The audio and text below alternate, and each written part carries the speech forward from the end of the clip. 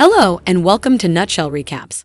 This video explains the synopsis of the movie Brothers. Warning, there will be spoilers, so proceed with caution. Don't forget to hit the like and subscribe button, it will really help our channel grow. Captain Sam Cale of the United States Marine Corps prepares for his fourth combat deployment to Afghanistan in 4 days. Before leaving the base, he writes his wife a letter in high school lover Grace and leaves it with a Major Cavazos so that she might receive it in the event that he ever dies while on duty. The following day, he picks up his brother Tommy, a convicted felon who was freed from prison on parole just before he was called to active duty. At home, his wife looks after their two small girls, Isabel and Maggie.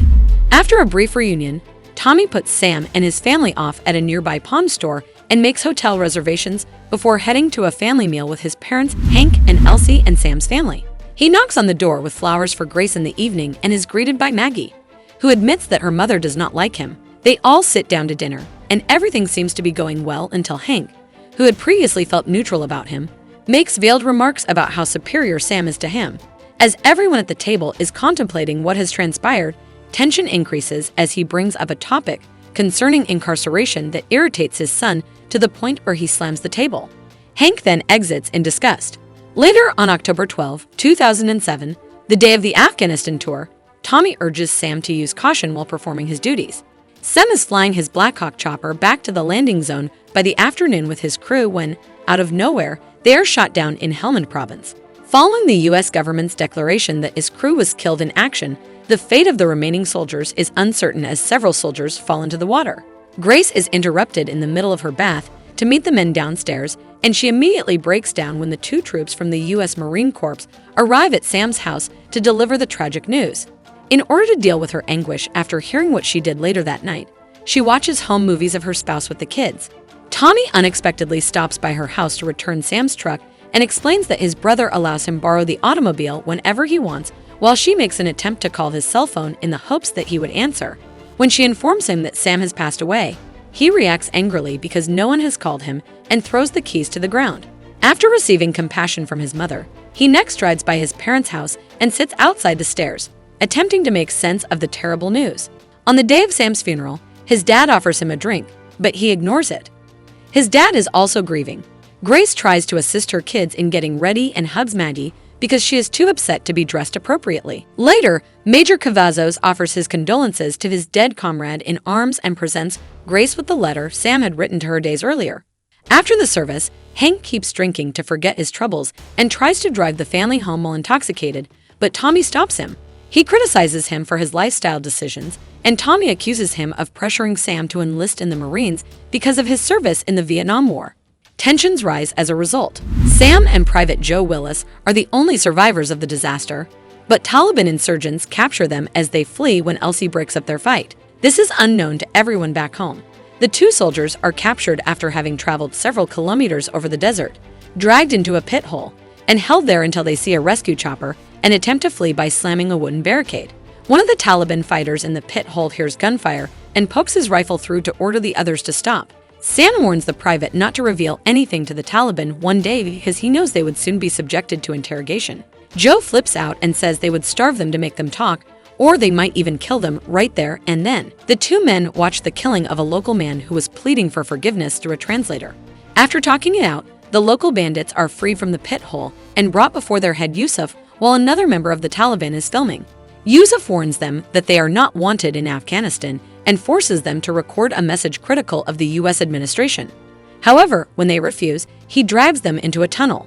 Meanwhile, Tommy phones Grace to come collect him from a local bar and grill in the middle of the night because he is too drunk from pricey drinks he cannot afford, and the owner is threatening to involve his parole authorities.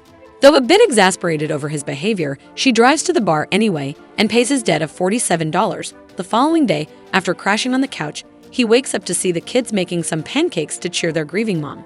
His parents also show up at the house, allowing him to make amends with his dad. They talk about some childhood memories, and Hank gets emotional still in the process of moving on.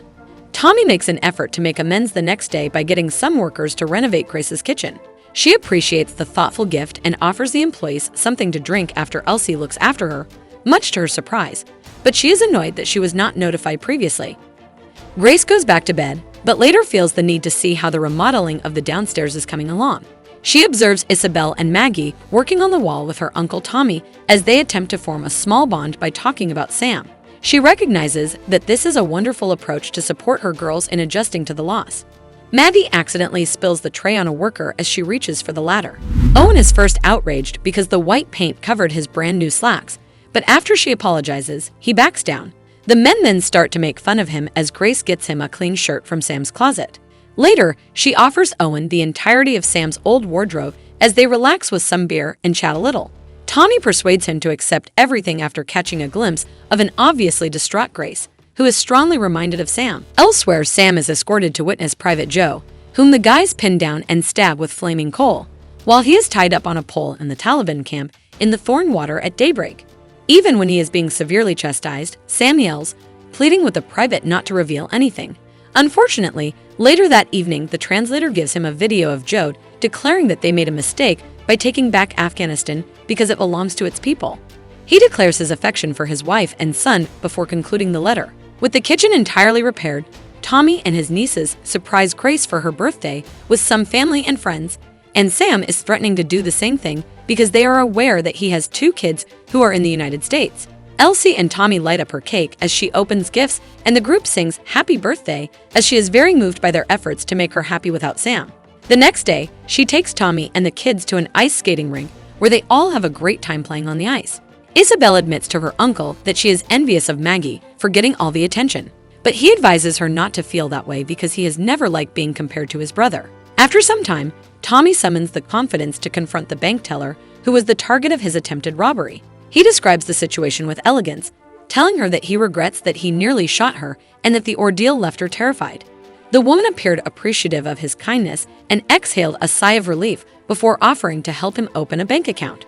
Grace respects him for at last making things right with those he mistreated, and she becomes closer to him over smokes. After some lighthearted tease, they discover they have feelings for one another and kiss. Feeling guilty, she goes outside to get some air as Tommy sobs and leaves the house. Grace takes Sam's letter out of the drawer before going to sleep, but she finds it difficult to read. The next morning, she welcomes Tommy back home and sets him to work repairing some kitchen cabinets. His father shows up shortly after and compliments him on his skills. Meanwhile, Sam is brought by their captors in front of a badly bruised Joe. A young boy comes and gives him a pipe as Yusuf instructs him to beat the private to death as he has no further use to their cause. Though hesitant at first, he is eventually forced to do as he is told when the translator points a gun on his head and the crowd cheers around him. As he is returned to the underground, this horrifying act of brutality leaves permanent scars on his entire being. By some miracle, an American rescue squad locates him the following day while helicopters are swarming the area. Inside the cavern, the translator makes an effort to murder Sam, but is shot down. He is found by the military hardly able to talk due to the trauma he suffered in the desert. When Grace receives an urgent call from the Marines informing her that Sam has survived, she sobs in telling Tommy the wonderful news as the kids play in the snow with their uncle at home. As they dash to the base, they spot a plane safely returning Sam to his native country. When he reunites with everyone, including Tommy, who is now keeping a secret from him, his daughters are ecstatic and rush to embrace Dad. When they arrive at their house, he is astounded to see a newly renovated kitchen and congratulates the girls on a job well done before retiring to his bedroom. Grace is glad to have him back, but she finds it puzzling that he is acting strangely while shaving. Later, as he is fixing his truck, his father checks in on him and notes his odd behavior, expecting he will discuss it when he is ready. Tommy notices his siblings staring blankly at his family and starts to worry about him. Sam thanks him for taking care of his family while he was away when they were ice skating as they sat with him. Tommy responds that he has been overthinking things since he returned when he asks him straight if he had made love with Grace. The following day, while picking up her infant, who is crawling in Sam's direction, Cassie, the wife of Private Joe, pays Grace a visit and tells her how she despises Sam for being alive. More symptoms of post-traumatic stress disorder appear as he arranges the cups in a closet and equips himself with a rifle when he hears a noise outside at the base. She asks him directly if he has any news about her husband, which he flatly rejects. He tells Major Cavazos that he would like to return to duty, but that it would take some time since he is still mentally healing. After hearing a joke from Maggie at dinner, he storms into the bedroom upset, and Grace goes to see how he is doing. She tells him she only kissed Tommy and never slept with him because she knows he has concerns about her. He storms off in a huff to visit Private Joe's grave and reflect, since he does not think she is telling the truth. Sam pops Isabel's balloon for making too much noise during the birthday celebration for Maggie and accuses him of having an affair with Grace after Tommy arrives with a date. Isabel then hopes Tommy would stay dead and accuses him of having an affair with Grace. When she gets home, she reiterates how she despises her father and would prefer that Grace stay with her uncle. Tommy thinks that something bad might happen to Grace and the kids, so he runs to their home as his parents phone the police. Downstairs, Sam embraces his paranoia based on what Isabel said and wrecks the kitchen with a crowbar in a fit of wrath. While the police are outside, he tries to calm his brother, but instead grabs for the gun on his back, which drives Sam into a tailspin and causes him to aim a gun at him. Sam discharges the gun into the air before holding it to his head and considering committing suicide as they come to a stalemate. He hesitantly gives in when Tommy and Grace beg him to, and he confesses to being mentally unwell to them. She reads the letter Sam left her after his arrest, in which he promised to always think of her and her kids. Sam is reconciled with by Tommy over the phone as he is released from a Department of Veteran Affairs mental hospital. Later, Grace comes to get him and threatens to leave him forever if he does not tell her what happened. Sam then finally tells her that he was forced to kill Private Joe, and she envelops him. Sam then wonders if he will ever be able to live normally after everything he has been through.